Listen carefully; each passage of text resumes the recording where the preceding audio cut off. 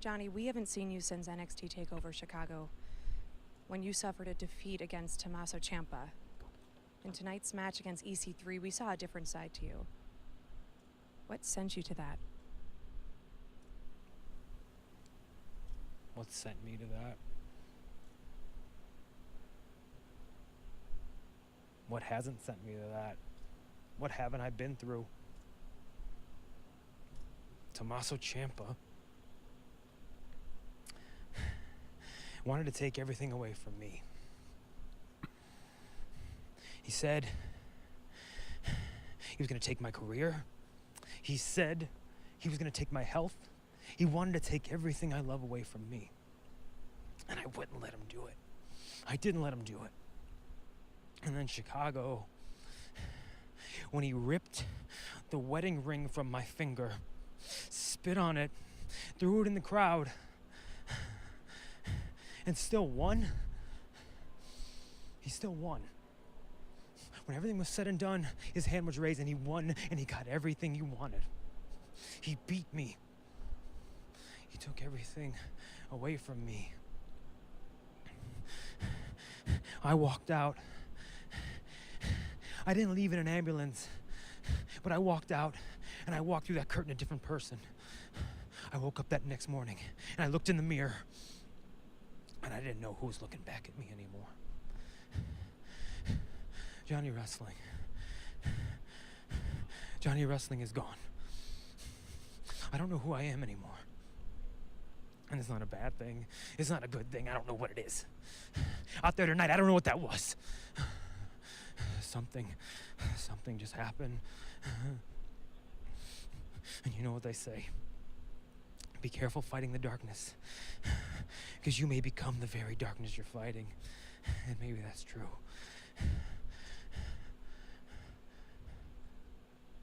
Maybe it's true.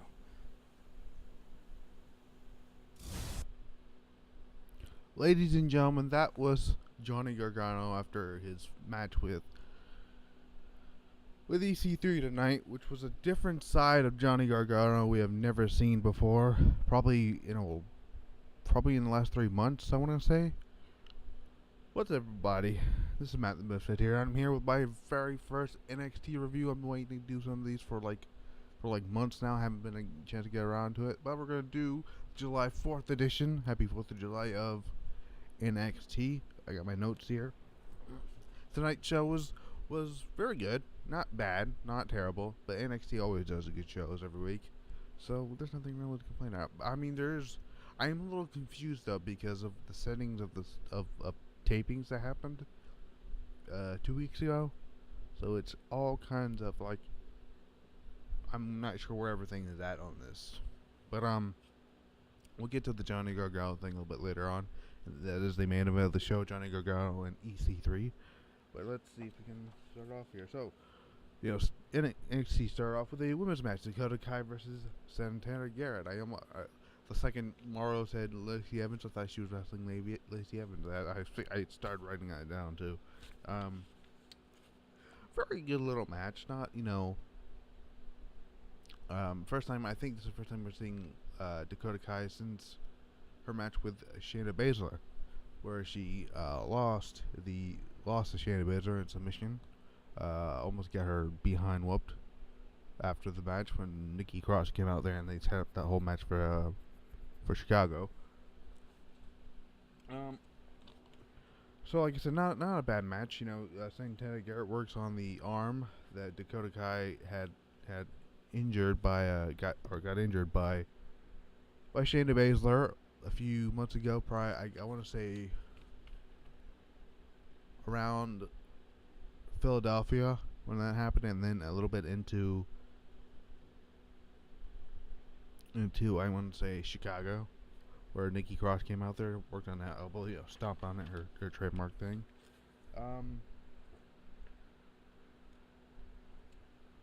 Kai hits a very nasty, I guess, enziguri, pretty good enziguri. It was a short, sweet match, did its job. Kai hits her version of the hula hoop kick, came around.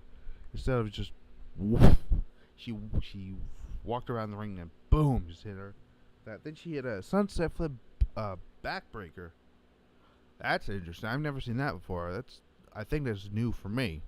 Dakota Kai uses the sunset, flip backbreaker. He wins 1, 2, 3. Dakota Kai finally gets more momentum on her side after her loss to Shayna Basler in her NXT Women's Title match.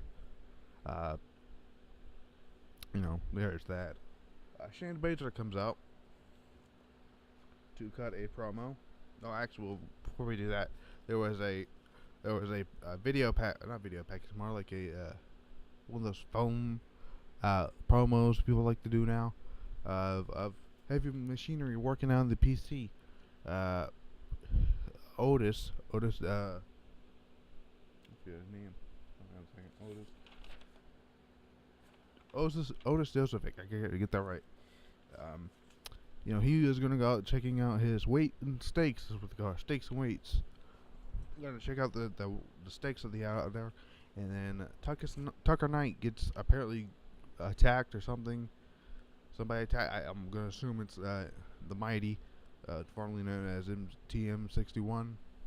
I still trying to figure out why they changed the name. It's not that big of a deal. I'm not really, whatever.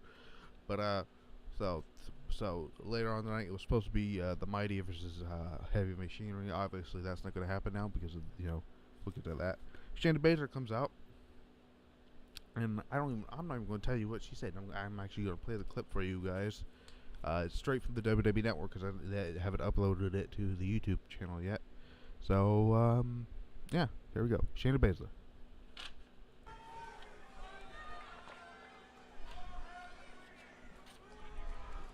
Everyone kept asking me, Shayna, how do you handle someone crazy like Nikki Cross?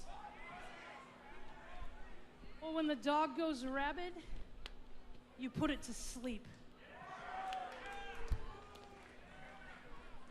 You people asked the question, and in Chicago, I answered. Very disappointing match, by the way. Nikki Cross was over. I'll get to that. I'm the most dominant force this division has ever seen, and it doesn't matter how many different ways you ask the same question, the answer will always be the same.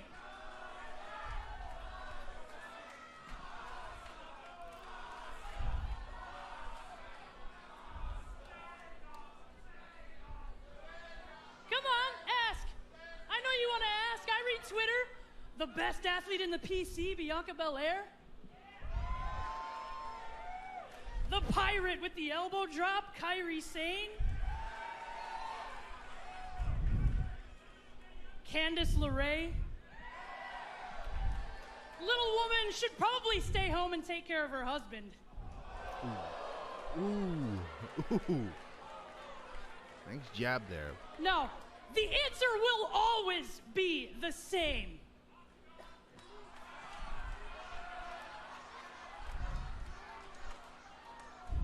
I'm the reason they have to have a second Mae Young Classic this year. They have to scour the entire globe just to find a challenger for me. But it doesn't matter who they are, or where they're from, or what they've done. The answer will always be the same. I will put them to sleep, and you will hear, and still, your NXT Women's Champion. So that's basically it right there. Shayna Basler, has a word. I didn't get a chance to come on here and talk about NXT Takeover Chicago because I didn't have time to. But that match right there with her and Nikki Cross was very disappointing. Of course, Nikki Cross is over. She's always over. Nikki Cross. I think there's a match that's coming up. I don't know when they're going to air it, but I thought it was going to be next week, but because of what happened earlier on with Kairi Sane, I don't know when they're going to air that match. It's supposed to be, I'm not going to tell you what it is, but it's supposed to be a number one contenders match to see who faces Shayna Basler in Brooklyn. I know who wins that match and who's going to face Shayna. I'm not going to say it here because I don't want to spoil it for you guys. It's on the internet. If you want to read it, go ahead. But yeah, WWE just signed Io Shirai, so we'll see what happens there. We'll see. Yeah, Shayna Basler comes out there, talks about who is next to face Shayna Basler, who will challenge her for the NXT Women's Championship.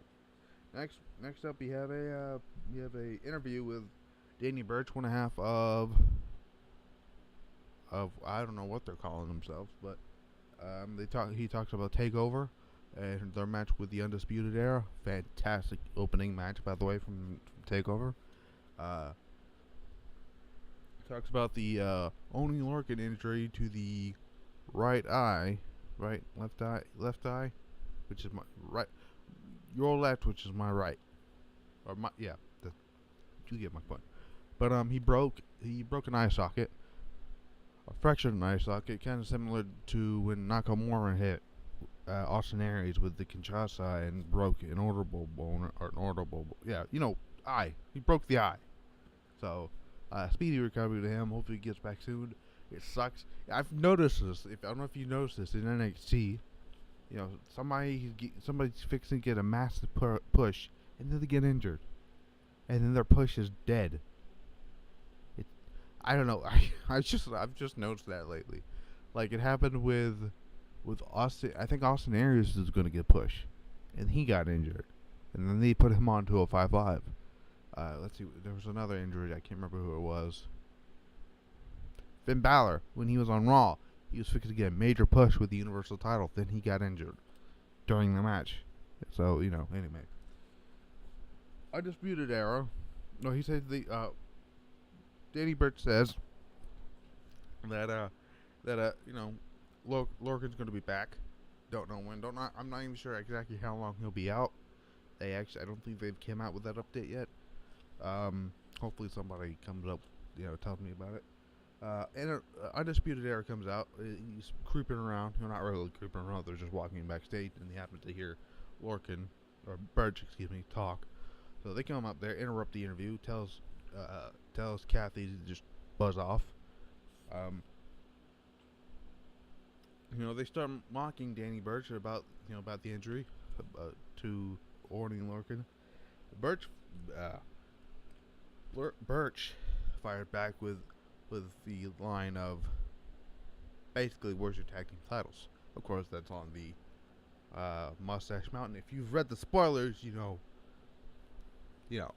WWE just can't help themselves when it comes to tapings. So basically, Burch issues a challenge. Issues a challenge to Adam Cole which is confirmed later in the night by tweet by William Regal. Says could be next week. Adam Cole versus Danny Burch. Should be good. Last week, fantastic 6-man tag match between the Undisputed Era and Mustache Mountain and Ricochet. Looks like they're heading on into a collision with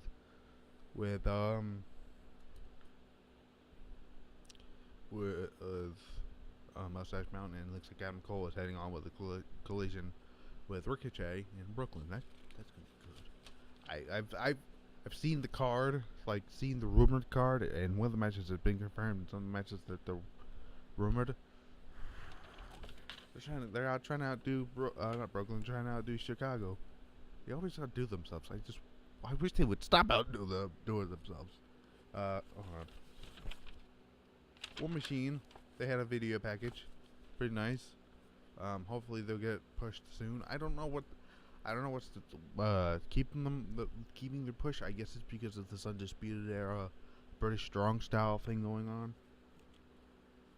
And there's a recap from last week of Ciampa issuing a challenge after he says he's done with Johnny Gargano, and in the Johnny Fairytale Ciampa issues a challenge to Aleister Black. That is, which I thought they were going to save for Brooklyn. I have a feeling. We'll get into that later. But next, in 3 weeks' time, which is, I believe, I looked it up. 3 weeks from tonight, it is the 25th. So July 25th will be the episode where Ciampa and Aleister Black fight for the NXT Championship, so that should be good. I like last week because he sat there on an India position and he said, "You and your title reign will fade to black." He does the. I fucking love. If you want to see a true heel in the WWE, you look at Tommaso Ciampa, and if you want to learn to be a true heel, like he's a dick heel on Twitter, it's great. But so next up we have TM61, the Mighty, in a handicap match versus Dozovic. I mean, not much to talk about here. There's a few things here. There's a nice double suplex that the Mighty had put on Dozovic. But all in all, a Mighty win with a Northern Light, not Northern Light. What the hell? Forearm. The forearm that Nigel McGuinness was talking about. It was okay. I mean, Otis tried to go for a Vader bomb later on, which kind of ruined his. He's had pretty good momentum. Standard regular double suplex with Otis on the Mighty. Not much, but like I said, not much to talk there. He tried to go for a Vader bomb later on. Didn't work out very good. I don't know what they're doing with Heavy Machinery. I think their push kind of got halted when Sanity got involved with the Authors of Pain last year. Because everyone, I even including me, thought they were going to do the Authors of Pain versus Heavy Machinery in Brooklyn last year, and I don't know where the direction of that changed for Sanity. Sanity then somehow became baby faces out of that. Sanity now on SmackDown. Now they're actually doing something right with them, which I'm not mad about. Sanity's doing something with the New Day, which is the right choice. Hopefully they'll bring in Nikki Cross later. But I don't know what they're doing with the Mighty. I thought will be the ones who was going to have the Cinderella story coming back from injury. Who was it that came back from injury? I think it was Shane Thorne that came back from injury. I could be wrong on that one, but you had. I guess they're going to do. I thought they were going to do a Cinderella story. They went with the whole idea of. They kept showing the video packages and whatnot of them getting ready to return. They were in the Dusty Rhodes Classic. I thought they were going to win it. They got eliminated really early, which shocked the hell out of me. I thought they were at least going to make the finals. To that, and then I don't know where and when it happened, but they apparently turned heel. So I gotta go back and watch that. But I have been watching weekly, but I'm not exactly sure when they turned heel. So I have to go back and watch that. But so I don't know what they're doing here. War Raiders, maybe. Who knows? I don't know what they're gonna say. Maybe I think War Raiders are not gonna get the big push yet until Heavy Machine, because you don't want two huge heavy hitting tag teams in the same division. Because see how on Raw and SmackDown they split up Sanity and the Authors of Pain, they're not on the same show. So I think if they call up Heavy Machinery is when they're gonna do a thing with War Machine. Bianca Belair, they talked about there was a I'm trying to remember where there was a Kairi Sane interview that happened. Let's see if I can find it.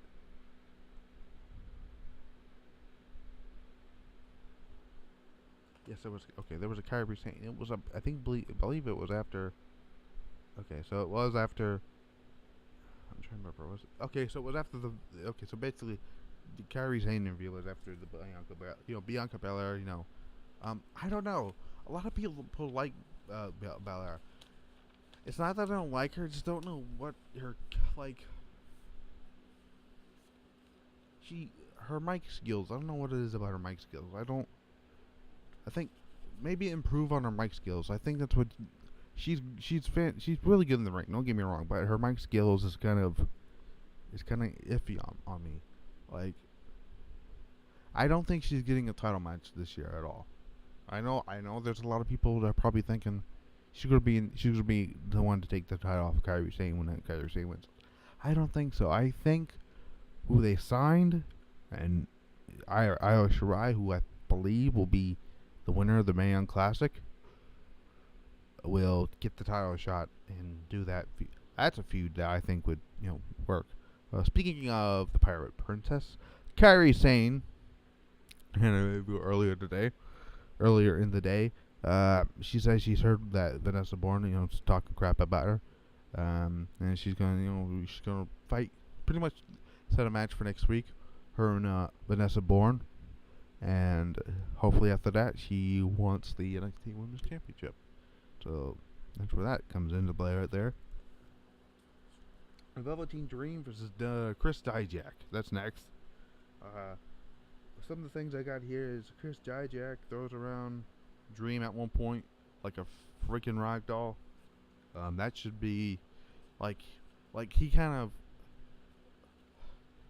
lost like a fall away slam type position, but then he just like chugs them around and just throws them. It was crazy. I mean, it was an okay match, but it was there to showcase two things: the strength of Dijak and the greatness that is Velveteen Dream. Let's see what we got here. The Velveteen Dream does two tributes: one to Rick Rude, the Ravishing Rick Rude doing the Rude Awakening, and the Hogan leg drop. I heard somebody in the crowd doing a Hogan impersonation, which I like that he's still doing the Hogan stuff, which is hilarious. I saw that on a Takeover. I died laughing, but it wasn't just no ordinary Hogan impersonation. It was both also with the Prince Puma stuff with Ricochet. Let's see, we got here Dijak. At one point, he goes to the outside. Well, Dream goes on to the outside after. I'm trying to remember what move it was. I think it was like more of a. I can't remember where he. But anyways, Dijak was fixing to do, I guess, a moonsault from the turnbuckle from the outside to, from the apron to the outside. Dream grabs his leg and just chugs him, and his head just bounces off the steel steps. I'm like, oh my god. So I thought he wasn't even going to make the 10 count, but he gets back in the ring, and Dream hits the DDT for the win. No need to bring out the Rainmaker, Purple Rainmaker. It was the Rainmaker DDT. Wow, you might as well call it that too. I don't know, but Dream hits the DDT for the win. No reason to bring out the Purple Rainmaker. Elbow drop. Probably three of the best elbow drops in WWE. Is Kairi Sane's is obviously number one. That elbow drop is just insane. No pun intended. Then you got Velveteen Dream's elbow drop, the Purple Rainmaker, and then the one Eric Young does. So that's pretty good. That's pretty good. As Dream celebrates, we're gonna get next. Well, hold on. I think I'm missing something. Hold on a second. I don't want to think I missed something here.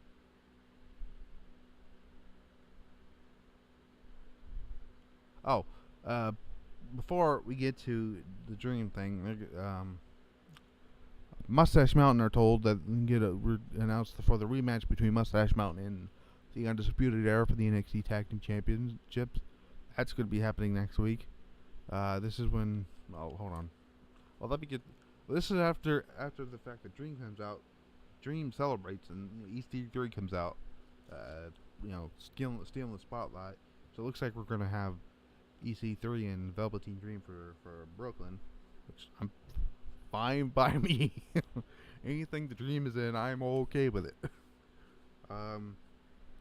He comes out for his match with Johnny Gargano. We cut the commercial.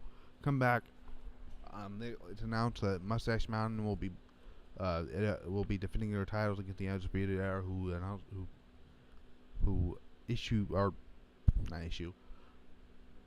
put in their rematch clause. They're looking forward to Undisputed Era apparently says the fluke, whatnot. Same old shit. Anyways, that's gonna happen. Also, they also said next week that Aleister Black will be in attendance. So there you go. Next up, Johnny Gargano versus EC3.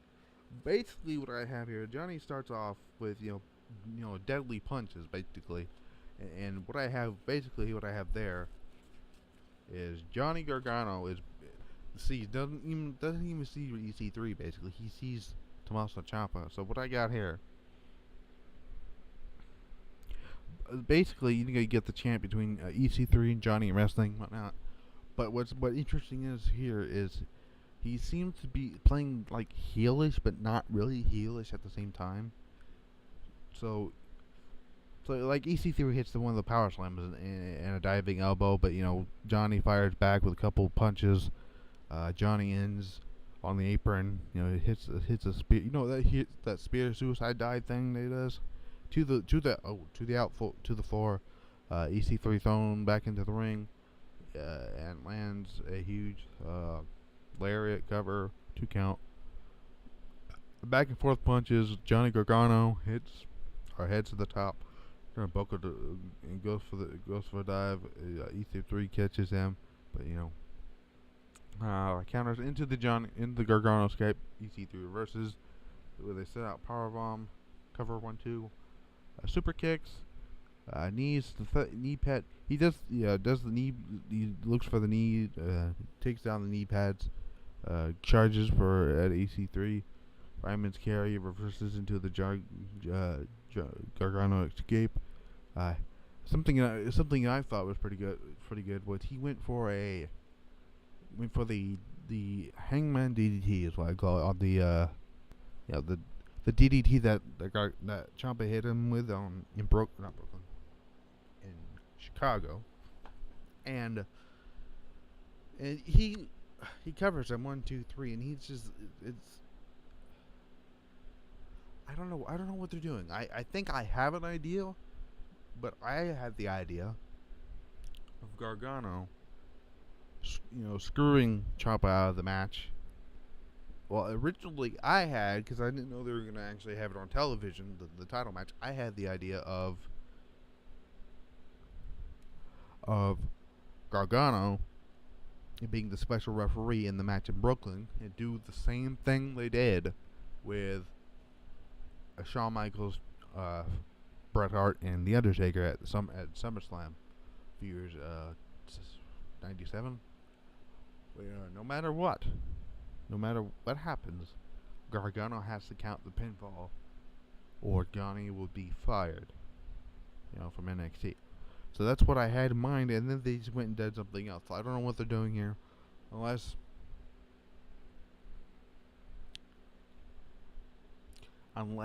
this is their way to get Gargano and Ciampa for the NXT title. But then why would Aleister Black drop the title on a random NXT episode? It just don't make no sense. I don't know what they're going to do there. I'm excited for next week. This was a really good episode. Like I said, Kairi Sane getting her match. I'm getting really confused on where the match listings is for because I thought next week was going to be. I gotta find out when that episode of the, let me look this up. Hang on. You see tapings June. There we go. June, July. I gotta look this up because I'm not 100% sure.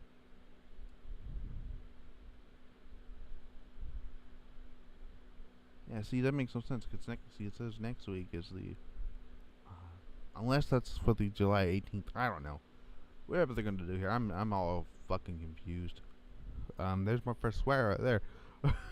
But looks like next week's show, Adam Cole versus Danny Burch, Kairi Sane and Lacey, not Lacey, Vanessa Bourne, even though this was supposed to be that triple threat match, and Maybe, just maybe they changed that match. Who knows? They like to change matches on everyone, so who knows? But yeah, that was NXT this week. Very good episode. Like always, they always deliver. Unlike Raw and SmackDown was pretty good last night. Not okay, not bad, it was not fantastic, but it was an okay episode. The rectified Sanity losing last week, which I wasn't even mad about. And I'm like a huge Sanity fan, so I wasn't really pissed off about that or anything. Rusev gets momentum on him going into Extreme Rules for his match with AJ Styles for the WWE title. They announced Nakamura versus Hardy. They may do Sanity versus New Day at Extreme Rules tables match, maybe. Who knows? I don't know what they're gonna do there. Sanity saved us from a horrible segment last night, thank God. The Usos versus Team Hell No. I don't know why they're back. I'm hearing that Brian may wrestle the Undertaker at SummerSlam, so it's a match that Undertaker has requested at WrestleMania that year. That Daniel Bryan won the WWE title or the World Heavyweight title, whatever you want to call it. Raw was horseshit. I don't even want to talk about Raw anymore. I don't want to talk about SmackDown. This is NXT. You're only gonna see NXT reviews on this channel because Raw and SmackDown really doesn't deserve my take on the show. I would rather be asleep than watch those shows. So yeah, that's NXT for you. I'm at the Misfit. You can follow me down on the Twitter right down there. Of course, it's not with the it's an A, then 7E. I don't know. I gotta fix that. Maybe I might come up with a new name for a podcast. I might actually put a poll on Twitter for I might call it the Blackheart Podcast, the Shock the System Pod, whatever, something NXT ish. Whatever, maybe whatever. I don't know what I'm gonna call it. I don't know, Johnny Russ. I don't know, something. I'm gonna call it something, but I'm gonna get out of here. Joe Cronin is on right now. Go check out, if you want to go check out other people's reviews besides mine. You can go check out Connor from OK, a good friend of mine who did NXT Takeover predictions with me a few weeks ago. I might get him on to do Takeover Brooklyn with me. Depends on what he wants to do. If not, it's fine with me. I'll just come on here and talk Takeover. You'll see me here next week for the July 11th episode of NXT. Go check out Joe. Go check out OK Fabe. Send love to those guys. Comment down below if you'd like this episode of NXT review for July the 4th. Happy July the 4th. Hope you guys are safe out there. Don't get in too much trouble. Peace out.